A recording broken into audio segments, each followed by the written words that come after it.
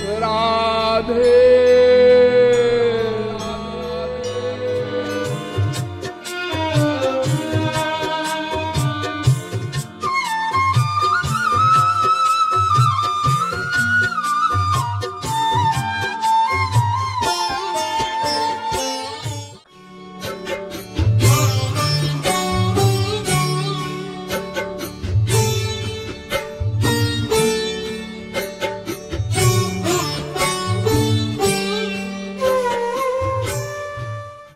लक्ष्मण जी कहते हैं कि भैया मेरी तो माँ भी आप ही हैं, मेरे पिता भी आप ही हैं, मेरे गुरु भी आप ही हैं, मेरे भाई भी आप ही हैं, इसलिए मैं और किसी माता पिता इत्यादि को नहीं जानता, नहीं मानता, लिहाजा मैं आपके साथ वन को चलूंगा। यानी ये लक्ष्मण जी आध्यात्मिक धर्म की शरण में चले गए। आत्मा का धर्म है परमात्मा से प्यार करना, इसलिए यदि इन्होंने शारीरिक धर्म का पालन नहीं किया, वर्णाश्रम धर्म का पालन नहीं किया, तो इनको दंड नहीं मिला। और सच पूछिए तो अगर कोई आध्यात्मिक धर्म की शरण में जाएगा तो उसको शारीरिक धर्म का पालन तो छोड़ना ही पड़ेगा, परित्याग करना ही पड़ेगा, क्योंकि आध्यात्मिक धर्म का मतलब भगवान से प्रेम करना, भगवान की शरण में जाना, और भगवान की शरणागति, भगवान से प्रेम अनन्य भाव से ही होना चाहिए। इसीलिए तो वेद में कहा गया कि तमेव विदित्वाति मृत्युमेति नान्यः पंथा विद्यते यनाय। श्वेताश्वतरोपनिषद 3 अध्याय का 8वां मंत्र। तमेव विदित्वाति मृत्युमेति, उसको जान करके ही, उसकी शरण में जाकर ही, उससे प्रेम करके ही कोई माया को पार कर सकता है, मृत्यु को पार कर सकता है, और कोई उपाय नहीं है। केवल भगवान से ही प्रेम करना है, उन्हीं की शरणागति स्वीकार करनी है। सर्वधर्मान परित्यज्य मामेकम शरणम ब्रज, गीता के 18वें अध्याय का 66वां श्लोक। केवल मेरी ही शरण में आओ। मामेव ये प्रपद्यन्ते माया में तांतरन्ति ते, गीता के 7वें अध्याय का 14वां श्लोक। जो मेरी ही शरण में आते हैं वही माया को पार कर सकते हैं। तमेव शरणं गच्छ सर्वभावेन भारत, गीता के 18वें अध्याय का 62वां श्लोक। उसकी ही शरण में जाओ तो तत्प्रसादात् पराम शांतिम स्थानम प्राप्स्यसि शाश्वतम, तब उसकी ही कृपा से परम शांति मिलेगी। अनन्याश्चिन्तयन्तो माम ये जनाः पर्युपासते तेषां नित्याभियुक्तानां योगक्षेमं वहाम्यहम्, गीता के 9वें अध्याय का 22वां श्लोक। अनन्य भाव से जो मुझसे ही प्रेम करते हैं, मेरी ही शरण में आते हैं, उन्हीं का मैं योगक्षेम वहन करता हूं। अनन्य चेताः सततम यो माम स्मरति नित्यशः तस्याहं सुलभः पार्थ नित्य युक्तस्य योगिनः, गीता के 8वें अध्याय का 14वां श्लोक। जो केवल मुझसे ही प्रेम करते हैं, मुझे ही अपना मानते हैं, उन्हीं के लिए मैं सुलभ हूं। पुरुषः स परः पार्थ भक्त्या लभ्यस्त्वनन्यया। गीता के 8वें अध्याय का 22वां श्लोक।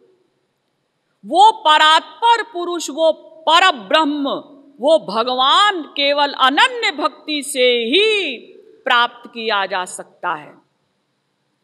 भक्त्या त्वनन्यया शक्य अहमेवं विधोर्जुन ज्ञातुम द्रष्टुम च तत्वेन प्रवेष्टुम च परंतप।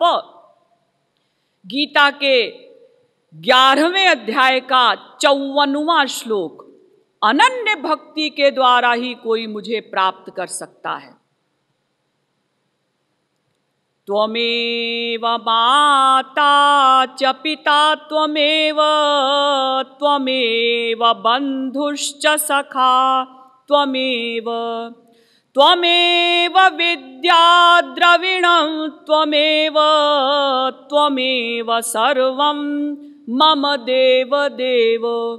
ये मंत्र तो आप लोग मंदिरों में जाकर बोलते ही रहते हैं कि तुम ही मेरे सखा हो, तुम ही मेरी माँ हो, तुम ही मेरे पिता हो, तुम ही मेरे धन हो, तुम ही मेरे देवता हो, तुम ही मेरे सर्वस्व हो।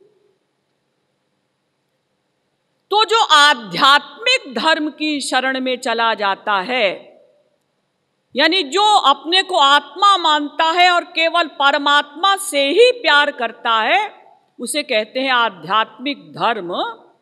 तो जो आध्यात्मिक धर्म की शरण में चला जाता है, यदि वो शारीरिक धर्म का पालन नहीं करता तो उसको दंड नहीं मिलता, क्योंकि प्रमुख धर्म है आत्मा का धर्म, और वो है परमात्मा से प्यार करना, परमात्मा को ही अपना सब कुछ मानना। इसी प्रकार से मैंने आपको गोपियों के विषय में भी बताया था कि ये गोपियां, जब भगवान ने महाराज के लिए मुरली बजाई तो गोपियां आ गई। अब भगवान ने उनको बड़ा लंबा चौड़ा धर्म का लेक्चर दिया कि तुम अपने अपने घरों को लौट कर जाओ, स्त्री का ये धर्म है, स्त्री का ये धर्म है, स्त्री का पर धर्म है पति की सेवा करना, सास ससुर की सेवा करना। तो पहले तो गोपियां नीची गर्दन करके सुनती रहीं, फिर गोपियां बोली, यत्पत्य पत्य सुहृदामनुवृत्तिरंग स्त्रीणां स्वधर्म इति धर्मविदात्वयोक्तम् अस्त्वेवमेतदुपदेशपदे त्वयीशे। इन 3 लाइनों का अर्थ उस दिन मैंने आपको बता दिया था और चौथी लाइन का अर्थ छुपा लिया था। चौथी लाइन क्या है? प्रेष्ठो भवांस्तनुभृतां किल बंधुरात्मा। प्रश्न किया गोपियों ने कि आप जो हमें धर्म का इतना लंबा चौड़ा लेक्चर दे रहे हैं, तो हमारा एक प्रश्न है, क्या?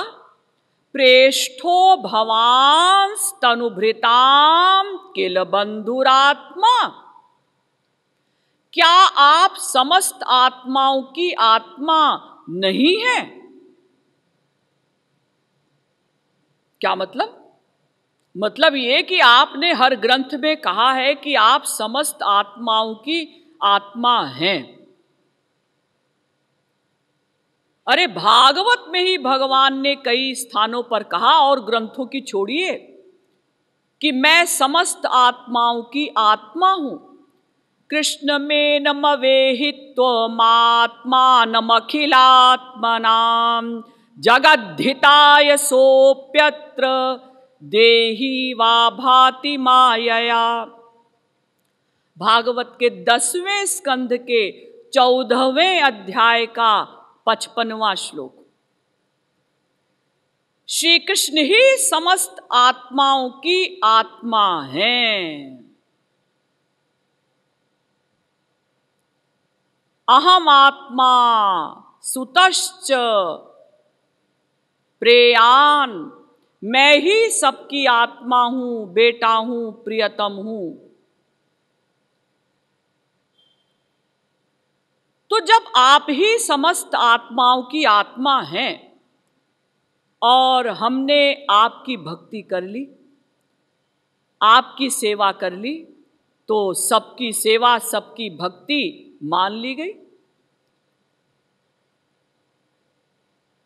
अंशो नाना व्यपदेशात, देखिए भगवान से हमारे नाना संबंध हैं। भगवान के हम अंश हैं, ब्रह्मसूत्र कहता है, और उनसे हमारे अनेक प्रकार के रिश्ते हैं, समस्त प्रकार के रिश्ते हैं। दिव्यो देव एको नारायणो माता पिता भ्राता गतिर भर्ता सुहृत सुबाल श्रुति। भगवान ही हमारी माँ हैं, पिता हैं, पति हैं, सखा हैं, गुरु हैं, बंधु हैं। गतिर भर्ता प्रभु साक्षी निवासः शरणम सुहृत। गीता भी कहती है 9वें अध्याय का 18वां श्लोक, भगवान ही हमारी गति हैं, भगवान ही हमारी सुहृत हैं, भगवान ही हमारे प्रभु हैं, वो ही हमारे साक्षी हैं, उन्हीं से हमारे सारे रिश्ते हैं। तो महाराज, जब आप समस्त आत्माओं की आत्मा हैं, आपने ही ये कहा है, तो फिर आप ही हमारे पति भी हैं। क्यों, मैं तुम्हारा पति कैसे हूं? तुम्हारे पति तो तुम्हारे घर में है। नहीं महाराज, जब आत्मा का सब रिश्ता आपसे ही है, तो आप ही हमारे पति हैं। और आपने जो कहा है कि अपने अपने पतियों के पास जाओ और अपने पतियों का परित्याग मत करो, तो हम अपने पति का परित्याग कहाँ कर रही हैं? हम तो अपने असली पति के पास आई हैं, क्योंकि आप ही हमारे प्रियतम हैं, पति हैं। आप ही ने तो वेदों में कहा है कि तमीश्वराणाम परमं महेश्वरम तम देवतानां परमं च दैवतम पतिं पतीनां परमं परस्ताद विदाम देवं भुवनेश मीड्यम। श्वेताश्वतरोपनिषद 6वें अध्याय का 7वां मंत्र। आप हमारे भी पति हैं और हमारे जो पति हैं उनके भी पति आप ही हैं। पतिम पतीनाम, पतियों के पति हैं आप। गोपीनाम तत्पतीनां च सर्वेषामेव देहिनां योऽन्तश्चरति सोऽध्यक्षः क्रीडने नेह देह भाग। भागवत भी कहती है, भागवत के 10वें स्कंद के 33वें अध्याय का 36वां श्लोक, कि श्री कृष्ण गोपियों के भी पति और गोपियों के पतियों के भी पति। तो परम पति तो आप ही हैं, असली पति तो आप ही हैं। ये जो संसार के पति हैं, ये तो हर जन्म में बदलने वाले पति हैं। आज हमारा पति एक है, अगले जन्म में दूसरा कोई पति बनेगा, फिर हम बिल्ली बने तो हमारा पति कोई बिल्ला बनेगा, हम कुतिया बने तो हमारा पति कोई कुत्ता बनेगा। लेकिन महाराज, आप तो हमारे असली पति हैं और नित्य पति हैं। फिर आप ये जो शरीर वाले पति हैं, मिट्टी के, ये शरीर तो मिट्टी है ना, तो ये जो शरीर के पति हैं मिट्टी के समान और हर जन्म में बदलने वाले, इन पतियों के पास आप जाने को हमको क्यों कहते हैं? अरे किसी को असली पति मिल जाए, उसके बाद वो मूर्ति वाले पति की भक्ति क्यों करेगी? किसी स्त्री का पति विदेश चला जाए तो वो स्त्री अपने पति की मूर्ति बनवाकर उसकी पूजा करती है, चित्र रखकर उसकी पूजा करती है। लेकिन जब उसका पति विदेश से लौटकर आ जाता है, उसके बाद तो वो अपने साक्षात पति की पूजा करेगी, वो मूर्ति की पूजा क्यों करेगी? तो आप जब हमको साक्षात प्रियतम के रूप में मिल गए हैं और आप ही हमारे असली पति हैं, तो हम इन नकली पतियों के पास क्यों जाएं, स्वार्थी पतियों के पास क्यों जाएं? और फिर संसार के ये संबंधी हमारे असली संबंधी नहीं। ध्यान दीजिएगा, संबंध शब्द कैसे बनता है? सम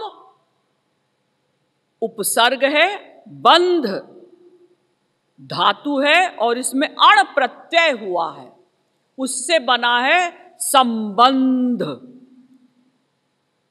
तो सम माने सम्यक प्रकार का बंधन, परिपूर्ण बंधन, चारों ओर से बंधन, यानी जो हमारा असली बंधु हो, वो असली संबंधी जो हो। तो संसार के जो संबंधी हैं, इनसे हमारा सम्यक बंधन नहीं है, ये हमारे असली संबंधी नहीं है। क्यों? क्योंकि इनका भरोसा नहीं, कब कौन छोड़कर चला जाए।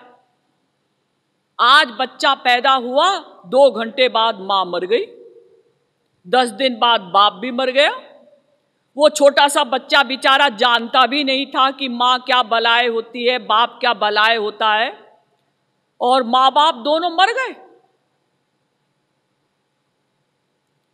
और अगर पूरे जीवन वो जीवित भी रहे, आप कहें जी 70 वर्ष तक हमारे घर में कोई नहीं मरा, सब जीवित रहे, ठीक है, उसके बाद फिर मरेंगे। अब सब अपने अपने कर्मों के अनुसार जाएंगे। पति उसने जैसे कर्म किए थे मरने के बाद वहां जाएगा, पत्नी अलग जाएगी, बच्चे अपने अपने कर्मों के अनुसार अलग जाएंगे। ये कैसे संबंधी है?